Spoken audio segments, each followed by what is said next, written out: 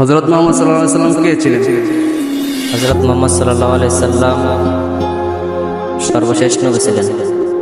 আল্লাহ তাআলা সর্বশেষ নবী ছিলেন।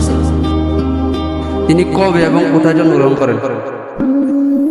তিনি 571 খ্রিস্টাব্দে মক্কায় জন্মগ্রহণ করেন। তার পিতা এবং মাতার নাম কি ছিল? তার পিতার নাম আব্দুল্লাহ এবং তার মাতার নাম আমিনা ছিল। হযরত মুহাম্মদ সাল্লাল্লাহু আলাইহি সাল্লামের উপাধি কি ছিল? হযরত মুহাম্মদ সাল্লাল্লাহু আলাইহি সাল্লামের উপাধি ছিল আল আমিন। আলামিন। জি।